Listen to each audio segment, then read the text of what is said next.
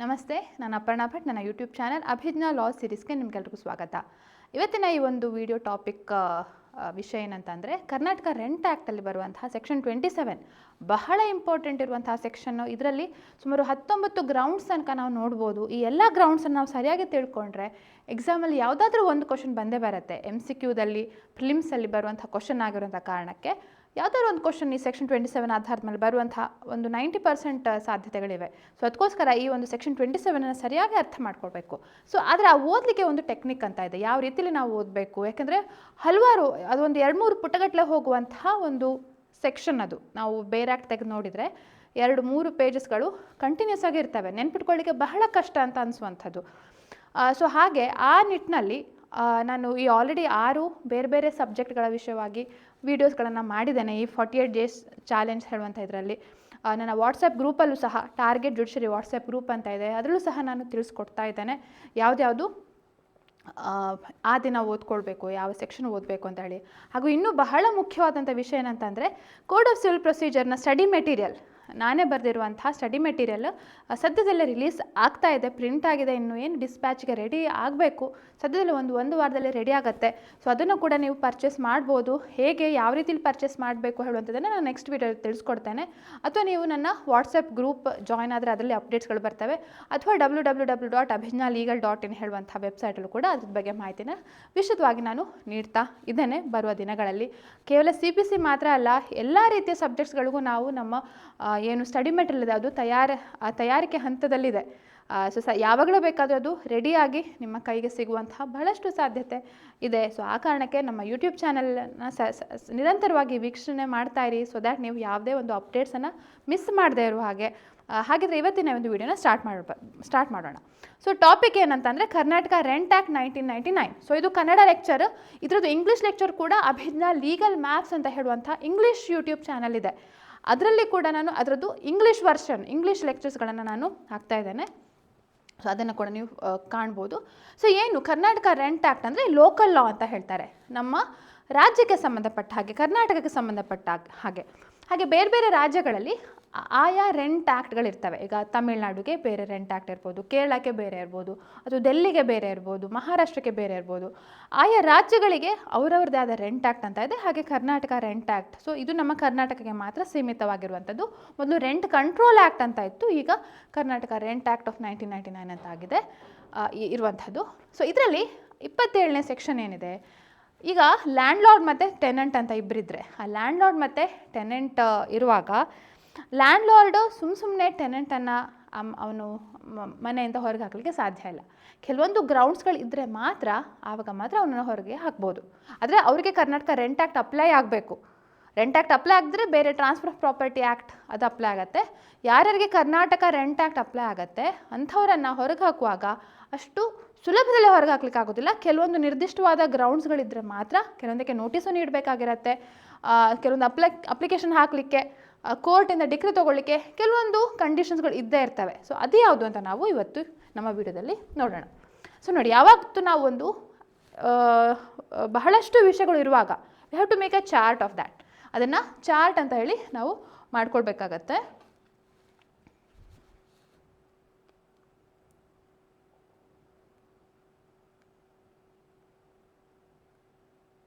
S, so ಇಲ್ಲಿ ನೋಡಿ ಕಾಣ್ತಾ ಇದೆ, ನೋಡಿ ಗ್ರೌಂಡ್ಸ್ ಆಫ್ ಎವಿಕ್ಷನ್ ಅಂತ ಹೇಳಿ ನಿಮ್ಗೆ ಕಾಣ್ತಾ ಇದ್ದೀರಿ.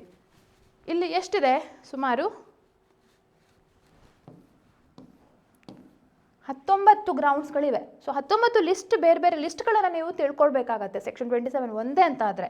ಸೊ ಮೊದಲದಾಗೆ ನೋಡೋಣ, ಯಾವ ಗ್ರೌಂಡಲ್ಲಿ ಈಗ ನಾರ್ಮಲ್ ಆಗಿ ಲ್ಯಾಂಡ್ ಲಾರ್ಡ್ ಟೆನೆಂಟನ್ನು ಹೊರಗೆ ಹಾಕಲಿಕ್ಕಿಲ್ಲ except provided under section 27(2).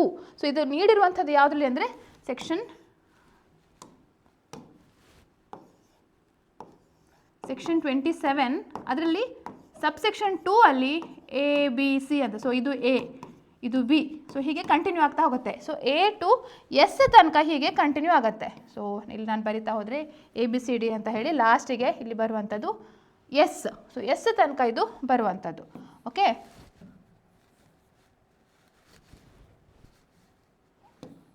So ಒಂದೊಂದೇ ನೋಡ್ತಾ ಹೋಗೋಣ.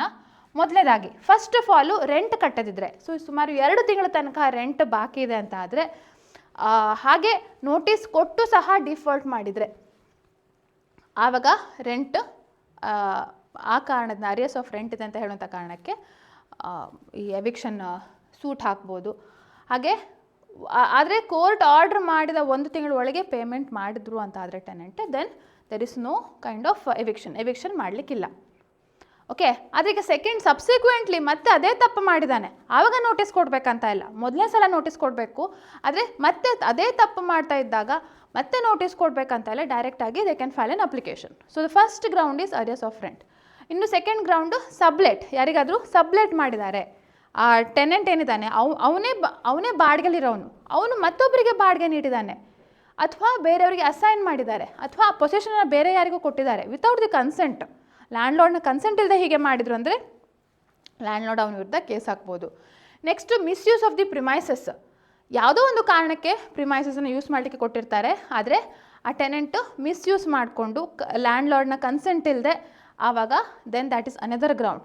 ಇನ್ನು 4ನೇ ಗ್ರೌಂಡು, ಆ ಒಂದು ಟೆನೆಂಟ್ಗೆ ಯಾವ ಜಾಗವನ್ನು ನೀಡಿದ್ದಾರೆ ಅದರಲ್ಲಿ ಟೆನೆಂಟ್ ಅಥವಾ ಅವನ ಫ್ಯಾಮಿಲಿ ಮೆಂಬರ್ಸ್ ಯಾರು 6 ತಿಂಗಳ ತನಕ ಇಲ್ಲ, ಅಥವಾ ಟೆನೆಂಟ್ ವಿತೌಟ್ ರೀಸನಬಲ್ ಕಾಸ್, ಯಾವ ಕಾರಣ ಇಲ್ಲದೆ 2 ವರ್ಷ ತನಕ ಇಲ್ಲವೇ ಇಲ್ಲ.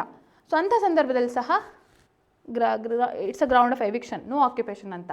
ಇನ್ನು 5ನೇ ಗ್ರೌಂಡು, ಒಂದು ವೇಳೆ ಏನಾಗುತ್ತೆ, ಇದೆಲ್ಲ ನೋಡಿ 5th ground 6th 7th 8th ಅಲ್ಲ, ಆ ಗ್ರೌಂಡಲ್ಲಿ ಏನಂದರೆ ಲ್ಯಾಂಡ್ಲಾರ್ಡ್ಗೆ ಕನ್ಸ್ಟ್ರಕ್ಷನ್ಗೆ ಬೇಕಾಗಿರುತ್ತೆ ಪ್ರಾಪರ್ಟಿ, ಆದರೆ it could be for different reasons.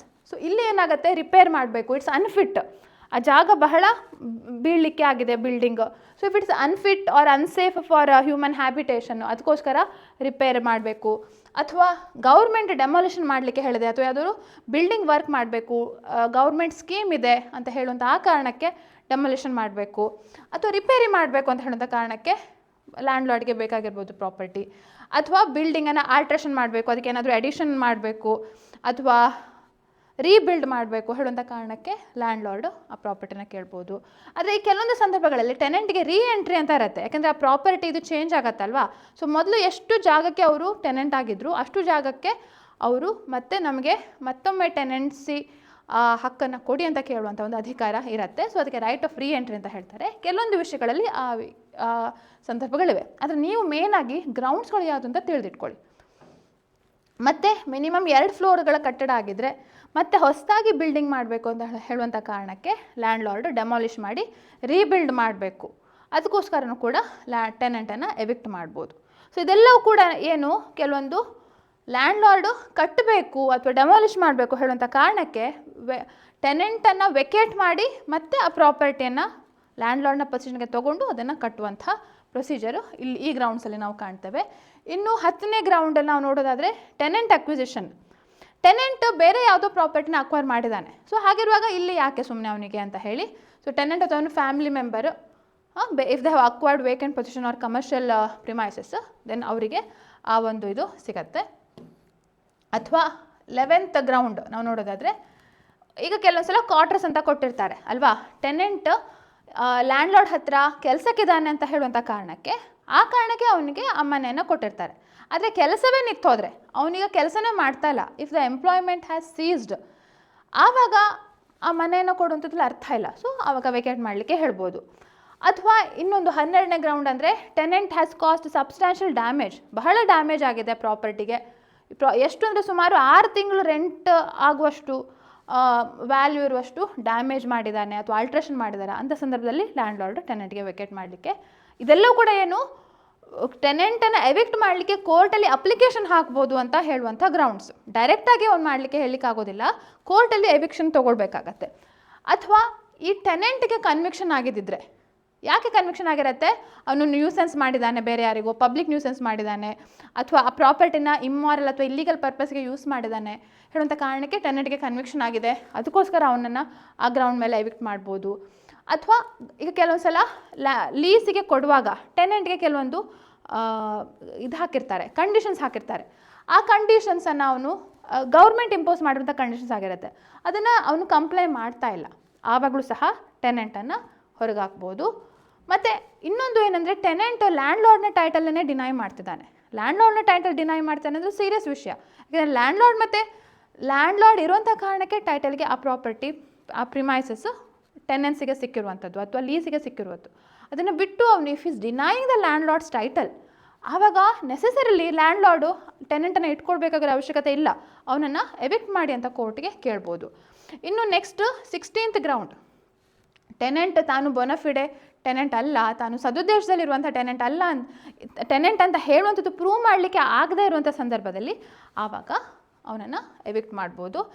ಅಥವಾ ಕೆಲವೊಂದು ಸಲ ಫಿಕ್ಸ್ಡ್ ಡೇಟ್ ಇರುತ್ತೆ, ನಾನು 2 ವರ್ಷದ ನಂತರ ಈ ಪ್ರಾಪರ್ಟಿನ ಬಿಟ್ಟು ಹೋಗ್ತೇನೆ, ಅಥವಾ 3 ವರ್ಷದ ನಂತರ, ಅಥವಾ ಈ ದಿನಾಂಕದ ನಂತರ ಬಿಟ್ಟು ಹೋಗ್ತೇನೆ ಅಂತ ಹೇಳುವಂಥ ಗ್ರೌಂಡ್ಸ್ ಇರುತ್ತೆ, ಅಗ್ರೀಡ್ ಡೇಟ್ ಇರುತ್ತೆ. ಬಟ್ ಅವನು ಹಾಗೆ ವೆಕೇಟ್ ಮಾಡ್ತಾ ಇಲ್ಲ, ಹೇಳಿದಂಥ ದಿನದ ಪ್ರಕಾರ ಅವನು ವೆಕೇಟ್ ಮಾಡ್ತಾ ಇಲ್ಲ. ಸೊ ಅದಕ್ಕೋಸ್ಕರ ಟೆನೆಂಟನ್ನು ವೆಕೇಟ್ ಮಾಡ್ಬೋದು. ಇನ್ನು ಲ್ಯಾಂಡ್ ಲಾರ್ಡ್ಗೆ ಓನ್ ರಿಕ್ವೈರ್ಮೆಂಟ್, ಲ್ಯಾಂಡ್ ಲಾರ್ಡ್ಗೆ ಅವಶ್ಯಕತೆ ಇದೆ, ಸ್ವಂತ ಯೂಸಿಗೆ ಬೇಕು ಅವನಿಗೆ ಅಥವಾ ಫ್ಯಾಮಿಲಿ ಮೆಂಬರ್ಸ್ಗೆ ಬೇಕು. ಆ ಸಂದರ್ಭದಲ್ಲಿ ಏನು ಮಾಡ್ಬೋದು, ಈ ಗ್ರೌಂಡ್ ಆಧಾರದ ಮೇಲೆ ಅವನು ಎವಿಕ್ಷನ್ಗೆ ಕೇಳ್ಬೋದು. ಅಥವಾ ಕೆಲವೊಂದು ಸಲ ಲ್ಯಾಂಡ್ ಲಾರ್ಡ್ ಪಬ್ಲಿಕ್ ಚಾರಿಟಬಲ್ ಟ್ರಸ್ಟ್ನ ಟ್ರಸ್ಟಿ ಆಗಿದ್ದಾನೆ, ಆ ಟ್ರಸ್ಟ್ನ ಆಕ್ಯುಪೇಷನ್ಗೆ ಪ್ರಾಪರ್ಟಿ ಬೇಕು ಅಂತ ಹೇಳುವಾಗ ಆವಾಗ ಟೆನೆಂಟನ್ನು ಹೊರಗಾಕಿ ಟ್ರಸ್ಟಿಗೆ ಆ ಪ್ರಾಪರ್ಟಿನ ನೀಡ್ಬೋದು. ಓಕೆ, ಸೊ ಇದೆಲ್ಲವೂ ಕೂಡ these are the grounds which are specified in section 27 of Karnataka rent act. So main ಆಗಿ ಅರಿಯರ್ಸ್ ಆಫ್ ರೆಂಟ್ ಕೇಳ್ತಾರೆ, ಅಥವಾ ಸಬ್ಲೆಟ್ ಕೇಳ್ತಾರೆ, ಅಥವಾ ಇದು ನೋ ಆಕ್ಯುಪೇಷನ್ ಕೇಳುವಂಥ ಸಾಧ್ಯತೆ ಇರುತ್ತೆ, ಸಬ್ಸ್ಟಾನ್ಷಿಯಲ್ ಡ್ಯಾಮೇಜ್ ಕೇಳ್ತಾರೆ, ಲ್ಯಾಂಡ್ ಲಾರ್ಡ್ಸ್ ಓನ್ ರಿಕ್ವೈರ್ಮೆಂಟ್ ಹೇಳುವಂಥ ಇದು ಸುಮಾರು ಸಲ ಕೇಳ್ತಾರೆ. ಸೊ ಈ ಕೆಲವೊಂದು ವಿಷಯಗಳು ನೀವು ಪ್ರೀವಿಯಸ್ ಇಯರ್ ಕ್ವಶನ್ಸ್ಗಳನ್ನು ನೋಡಿದರೆ ಅಂದಾಜಾಗತ್ತೆ ಯಾವ್ದು ಇಂಪಾರ್ಟೆಂಟ್ ಗ್ರೌಂಡ್ಸ್ ಅಂತ. ಆ ಗ್ರೌಂಡ್ಸ್ನ ಪ್ರಾವಿಷನ್ ಈಗ 27(2)R ಅಂತ ಬರುತ್ತೆ ಇದು, ಅಥವಾ ಇದು 27(2)(1) ಅಂತ ಬರುತ್ತೆ, 2A ಅಂತ ಬರುತ್ತೆ, 27(2)B, 2C, 2D ಅಂತ ಹೀಗೆ ಬರುವಂಥದ್ದು. ಓಕೆ, ಸೊ ಹೀಗೆ ನೀವು ನೆನ್ಪಿಟ್ಕೊಳ್ಳುವಂಥದ್ದು ಬಹಳ ಮುಖ್ಯ ಆಗಿರುತ್ತೆ. ಸೊ ಇಷ್ಟು ಇವತ್ತಿನ ಈ ಕರ್ನಾಟಕ ರೆಂಟ್ ಆ್ಯಕ್ಟ್ ಹೇಳುವಂಥ ಸೆಕ್ಷನ್ 27 ಬರುವಂಥ 19 ಗ್ರೌಂಡ್ಸ್ಗಳ ಬಗ್ಗೆ ನಾನು ತಿಳಿಸ್ಕೊಟ್ಟಿದ್ದೇನೆ. ಸೊ ಇದನ್ನು ನೋಡಿ ಬರೆದಿಟ್ಕೊಳ್ಳಿ, ಪ್ರತಿಯೊಂದು ಗ್ರೌಂಡು ಶಾರ್ಟ್ ಫಾರ್ಮಲ್ಲಿ ಬರೆದಿಟ್ಕೊಳ್ಳಿ, ನಿಮಗೆ ಲಾಸ್ಟ್ ಮೊಮೆಂಟ್ ರಿವಿಷನ್ಗೆ ಹೆಲ್ಪ್ ಆಗುತ್ತೆ ಅಂತ ಹೇಳ್ತಾ ಇವತ್ತಿನ ವೀಡಿಯೋನ ಮುಗಿಸ್ತಾ ಇದ್ದೇನೆ. ಹಾಗೆ ಜುಡಿಷರಿ ಎಕ್ಸಾಮ್ಗೆ ಸಂಬಂಧಪಟ್ಟ ಕ್ಲಾಸಸ್ಗಳು ನಾನು ಅಭಿಜ್ಞಾ ಲಾ ಸಿರೀಸ್ ಆ್ಯಪ್ ಅಂತ ಗೂಗಲ್ ಪ್ಲೇಸ್ಟೋರಲ್ಲಿದೆ, ಅದನ್ನು ನೀವು ಡೌನ್ಲೋಡ್ ಮಾಡಿಕೊಂಡು ನಿಮಗೆ ಅದರದ್ದು ಇದು ಸಿಗತ್ತೆ, ಕ್ಲಾಸಸ್ಗಳ ಡೀಟೇಲ್ಸ್ ಎಲ್ಲ ಸಿಗುತ್ತೆ ಅಂತ ಹೇಳ್ತಾ ಇವತ್ತಿನ ವೀಡಿಯೋನ ಮುಗಿಸ್ತಾ ಇದ್ದೇನೆ. ಹೀಗೆ ಲೈಕ್, ಕಮೆಂಟ್, ಶೇರ್, ಸಬ್ಸ್ಕ್ರೈಬ್ ಮಾಡಲಿಕ್ಕೆ ಮರಿಬೇಡಿ. Keep watching. ನಮಸ್ತೆ.